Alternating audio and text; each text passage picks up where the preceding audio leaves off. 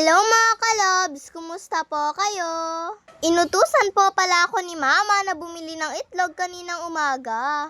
Paano po kasi naubusan po kasi kami ng itlog? At syempre, pagkatapos ko nga pong maligo ay sakto nga pong nakapagluto na rin po si Mama. Kaya at kumakain na nga din po kaming dalawa ni Kuya. Bali noodles na may itlog at may dahon ng sibuyas po pala itong niluto ni Mama na pang-almusal po namin. Masarap din po pala yung mga ganitong ulam mga kalobs. Ilagyan din po pala yan ni Mama ng itlog. At yan nga po yung dahilan kung bakit nga po ako bumili ng itlog. At syempre, pagkatapos ko na nga pong kumain at magbihis, at nagpupulbo na nga lang po ako. Hindi na rin po pala ako nahintay dyan ni Kuya Moymoy dahil nauna na po pala siya. Kung tutusin nga po, maaga pa naman po. Ewan ko po bakit hindi niya na nga po ako hinintay. Nagluto rin po pala si Mama ng masarap po naming ulam ng buto ng sitaw. Bali, ginisa niya po pala muna yan sa dry shrimps at saka nga po sa kamatis. Tapos nilagay niya na nga din po yung talong. Tapos, sinalo-halo nga lang po muna yan ni Mama. Tapos, naglagay na nga din po siya dyan ng tubig. Hihintayin nga lang po pala yan ni Mama na maluto. At eto na nga po mga kalobs, malambot na nga din po yung talong. Kaya pwede niya na nga din pong maihalo eto pong buto ng sitaw. Bali sa pressure cooker po pala yan niluto ni Mama. Para nga po mas mabilis po siyang maluto.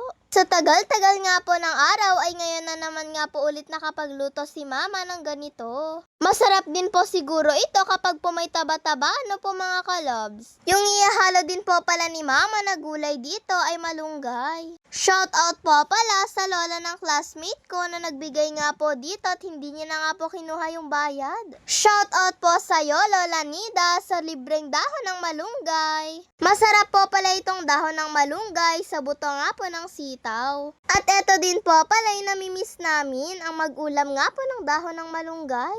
Ganyang karaming tubig lang po pala yung nilagay ni Mama para nga daw po mas masarap. At tinimplahan na rin po pala yan ni Mama ng mga pampalasa. At sa wakas nga po ay luto na nga din po ito. Pagkaluto nga po niyan ay naglagay pa nga po si Mama sa bowl at nagpapak nga po kami. Kaya nung nakapagluto na nga po ay naghain na nga din po kami kaagad para po makakain na.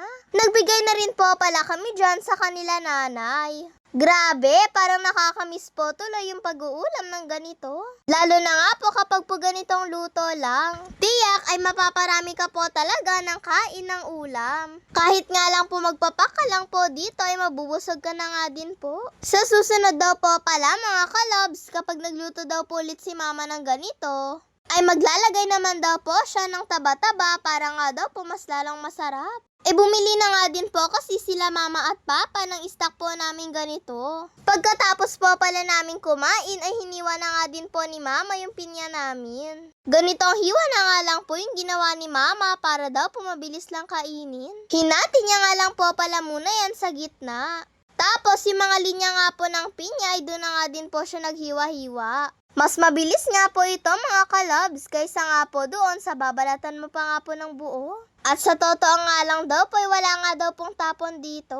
Tignan niyo naman po kasi yung ganda niya pagkatapos mo nga po siyang hiwa-hiwain. O diba nga at parang naging stick nga po siya mga kalobs. Kaya mas mabilis nga po yung ganyan pong paghihiwa. I-share ko lang po pala sa inyo mga kalobs. Ito pong turbo fan na nabili nga po ni Mama sa Shopee. At 19 pesos lang daw po pala itong dalawa na to mga kalobs. Kaka-download lang daw po kasi ni Mama sa Shopee niya kaya nagkaroon nga daw po siya ng ganyang kamurang binili. Dalawang piraso po pala ito mga kalobs. Buy one take one po kasi ito Pink at blue nga daw po pala yung in-order ni Mama mga kalobs. Kaya lang yung dumating nga po sa amin ay dalawang color blue. Pero okay na lang din po ito dahil parehas din naman po kasi naming paborito ni Kuya ang color blue. Balitig dalawa na po pala namin ni Kuya yung ganito mga kalobs. Kailangan po kasi namin ito sa school mga kalabs. Mainit din po kasi sa mga room namin at lalong-lalo na nga po kapag po nag-brown out. Halos lahat na rin naman po siguro sa mga estudyante ay may mini fan na rin po. Siya nga po pala mga kalabs. Shout out po pala kay Rhea Ann Toralba. Yun lang po mga kalabs. Maraming salamat po sa panonood ninyo. Mag-iingat po kayo palagi. God bless to all. Bye-bye po.